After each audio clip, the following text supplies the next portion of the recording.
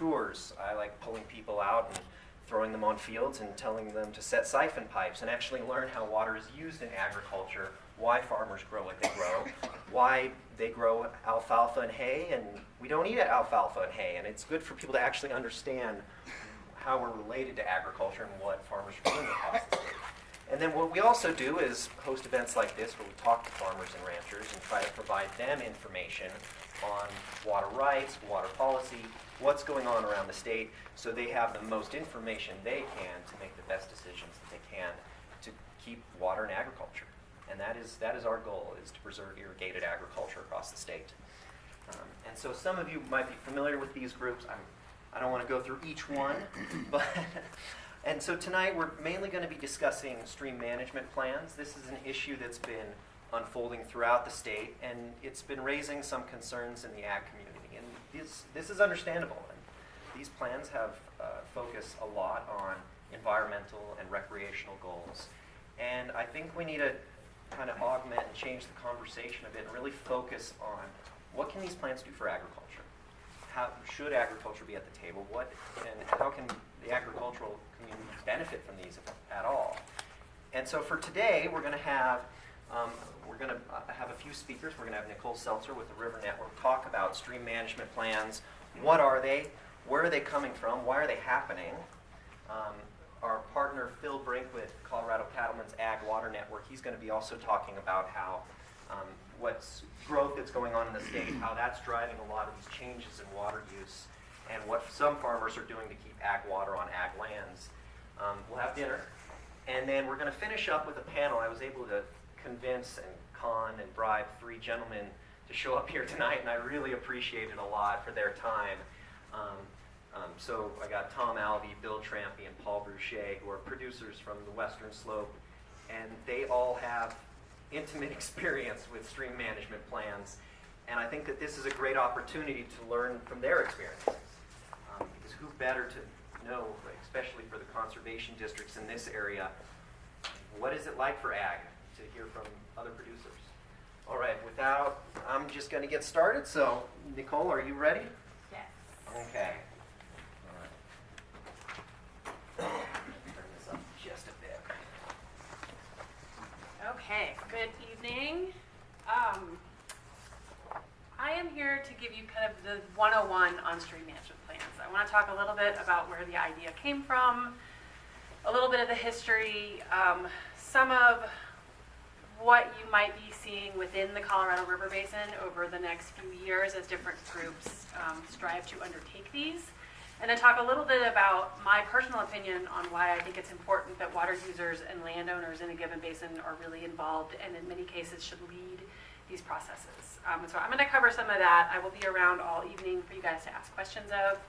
But just a little bit about me before we get started. I live up in Oak Creek, Colorado, which is just south of Steamboat. I have been there for just about a year. Before that, I was on the Front Range for a long time. I finally got smart and moved over to the West Slope. It's much better here. And I work for an organization called River Network. River Network is based in Boulder. We're a national river group out of Boulder. And our job really is to help build coalitions and do capacity building for groups that work on their local rivers. So we provide fundraising training, board training, coalition building skills to groups all over the country. And I happen to work in Colorado, and I lead our efforts in Colorado. So I'll talk a little bit about how I fit into this picture, but mostly I just want to talk about stream management plans and kind of where they come from.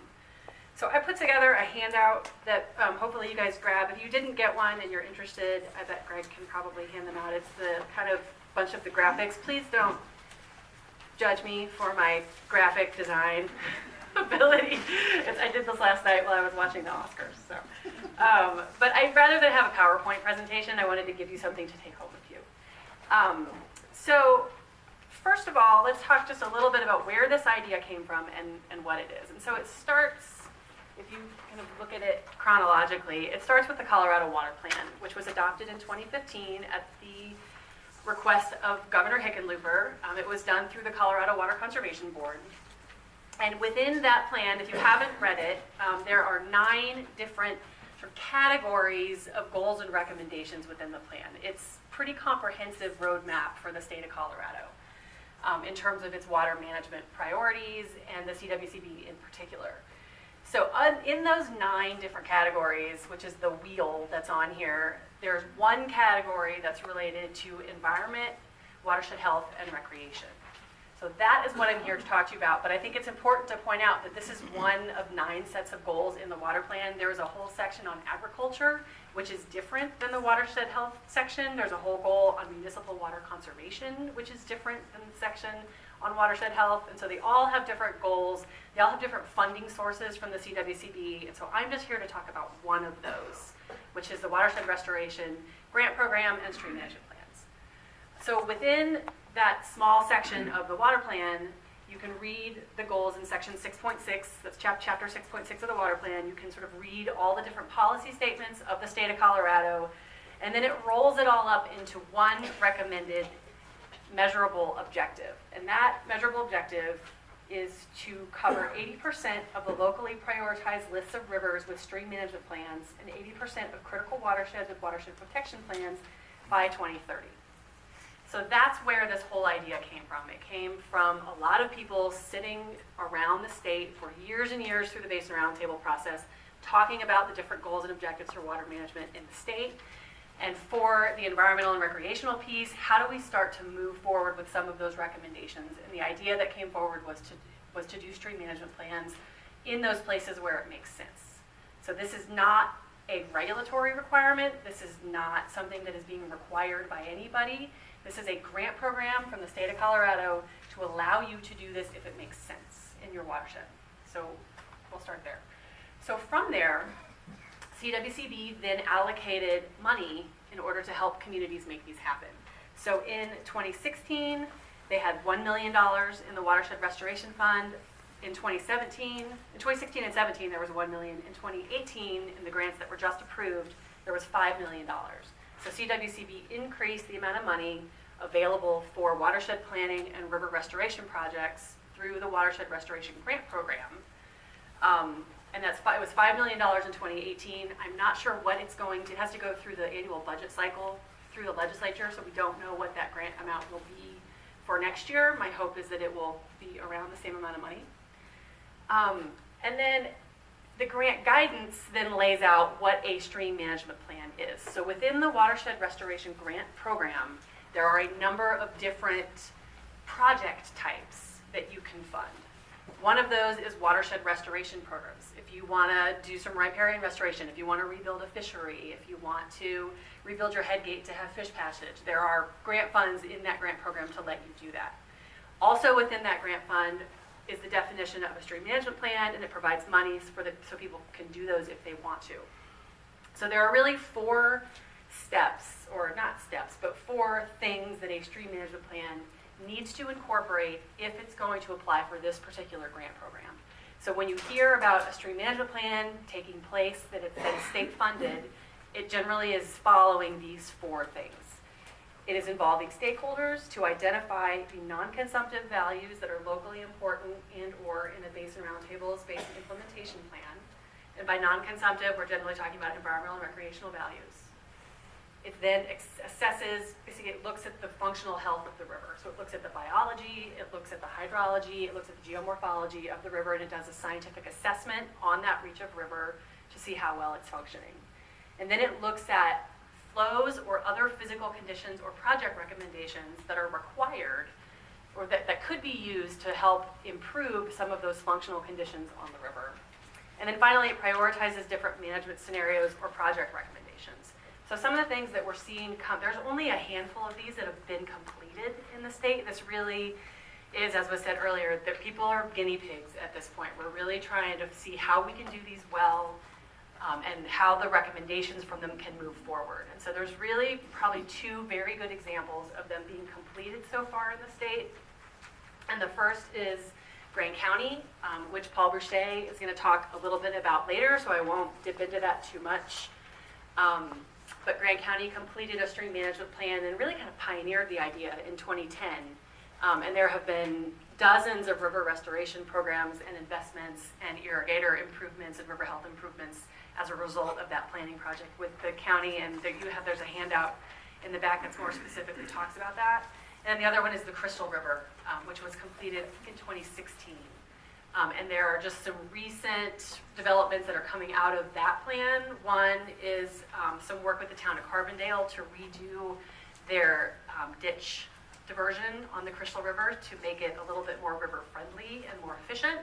And then the other one is to start to pilot with the Colorado Water Trust, to start to pilot some different leasing opportunities during dry years for the river. So rather than divert their historic diversion pattern on one ranch in the Crystal, they're going to start to try to look at retiming the diversions of the water right in certain dry years in order to keep the river from going dry. So those are the kinds of things that are coming out of some of the different stream management plans. Originally, I think stream management plans were, the idea was to do a science-based assessment of river health in a reach, whether that reach is 1 mile or 5 miles, and then take a look at the solutions, right? So that was the original intent of this idea. Once we got into it and we really started seeing how they were being done, and you as water right owners and landowners, you know this. Once you start looking at solutions, the solutions may not lie within that 1 mile reach of river that you're interested in.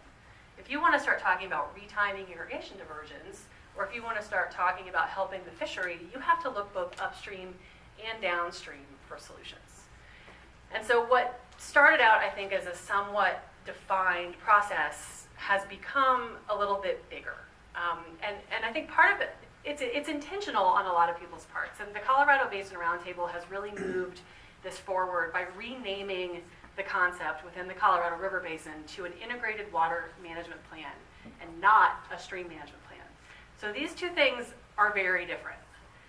A stream management plan, like I said, is a science-based assessment of one stretch of river to look for solutions to problems in that stretch. An integrated water management plan is looking more holistically at the basin and looking for opportunities to fix environmental problems, promote economic vitality of the communities that want to rely on the river, to look at whether we have irrigation gaps and how we might be able to fix those. An integrated water management plan takes into account all of the uses on the river and tries to strategically think about different kinds of projects that might be able to provide assistance to different kinds of users. So in the Colorado River Basin, the push has been more toward an integrated water management plan rather than a pure stream management plan. I think what that does is it allows a regional, comprehensive understanding of the needs and the gaps for both consumptive and non-consumptive water users or interests. People who care about fly fishing in a given stretch and people who care about being able to get their water from a given stretch can work together to try to find mutually beneficial solutions. So that, I think, is the concept of the integrated water management plan, and you've got a couple of those that are just kicking off. Like I mentioned, the Crystal was finished in 2016. That was more of a pure stream management plan, but both in the Eagle River and in the Middle Colorado River, the CWCB grant had provided 2 grants to groups in those areas, as I'm sure you know, to get started in 2018. And so we'll start to see these integrated water management processes happening a little bit more all over the state as people organize and learn from the examples of others. So the state grant program that funds stream management plans, the Watershed Restoration Grant Program, is flexible in what it can support. So you could, for example, fund an irrigation needs assessment through a stream management plan grant, but the project needs to be more holistic than just looking at the needs of the irrigators on a given stretch of river, because it is an environmental and recreational grant program. So if we're talking about applying for a stream management plan grant through the CWCB, those portions of your project that have to do with environmental and recreational uses are the portions of the project that you can use state funds for. There are other grant programs, and we'll probably hear quite a bit about those other grant programs from some of the landowners and ranchers that are coming up later. But there are other grant programs that you can use to fund things like irrigation assessments. And so in the Middle Colorado, for example, I know that the Basin Roundtable has provided a grant to the conservation district, or is looking at providing a grant to the conservation districts in order to fund an irrigation assessment for them. So they're 2 different programs, but the hope is that they can come together and work side by side, and that their results can be looked at together to try to identify projects and opportunities that benefit both the river and the irrigators. So I want to stress again that this is not a required process. Nobody is making anybody do this. Creating an integrated water management plan or a stream management plan in a given basin is voluntary, and all of the outcomes that are associated with them are also voluntary. So this is something where water users and environmental interests want to get together and think about how to improve the river and meet some of their needs. They can do so, and there's money available for them to do that, but nobody's requiring that you go through this process. There's no regulatory process associated with this. So I want to shift gears a little bit and talk about why I think personally it's important to have water users at the table in these processes. As I mentioned, a couple of these have gone forward that have been really purely scientific assessments of the river. The San Miguel down in southwestern Colorado is one example, and then the Crystal, I think, is also an example. And in some ways, those plans would have been better from the start if the water users and the water rights owners in those stretches of river had been involved from the beginning. And there are reasons why they weren't, and it's really a site-specific and a local conversation. But what I would like to say is that, in my opinion, people who operate ditches and headgates on the river and are out there every day, they know the river better than anybody else. They know where the problems are, and they generally have an idea of what needs to happen to fix it. And so from my perspective, I think it would be beneficial to all of these processes if we had the water rights owners and the irrigators and the riparian landowners step up and take a leadership role in this. And you'll hear some examples of irrigators doing that across the state later. I also think that your involvement keeps solutions practical. You know that water is a public resource. You have the right to use the water through your water right, but just because you don't have a water right does not mean you don't have an interest in seeing a healthy, functioning river. Colorado has a long history of community watershed groups coming together to study and improve rivers. They tend to generally have been focused on water quality issues or disaster response, flood or wildfire issues. But there's a long history of community groups working on these kinds of issues, and you don't have to have a water right in order to care about the health of the river. However, I think these processes and the involvement of the water rights owners and the people who rely on the water to make a living day in, day out are the people that should be at the table in these processes. And so we should be designing them around their participation. And again, this is my personal opinion. One example of a process like that that's been going on for about a decade is the Rio Grande Headwaters Restoration Project down in the Rio Grande Basin. If you haven't heard of that group or you don't know what they do, it is a landowner, rancher-led river restoration project. They've been working for about 10 years up and down the Rio Grande River. And they have worked with dozens of landowners to work on problems like bank erosion, flood attenuation, fishery habitat improvements for guiding services to have guides come out on their property, and headgate reconstruction. So there's a long history of landowners coming together to work together to try to solve river health issues. And I just see stream management plans or integrated water management plans, I see that as the next step in this process. And I see it as an opportunity for the state to provide some funding to help make those happen in more places. So there are a lot of really good examples to draw on if you want to, and I'm happy to sort of lead you to more resources or give you some ideas of where to look or line up more speakers on those sorts of things if you're interested. The Rio Grande also, they just received a stream management plan grant in 2018, and they'll be undertaking they'll be undertaking a stream management plan in the Rio Grande to look at both the tribs and the main stem to help identify flows that the river could use during certain times of the year and how they might work with some of the water rights owners to meet those flows in dry years. So they're taking that one step further from just doing the specific river restoration projects. So I also think that your involvement gives you the opportunity to protect your water rights.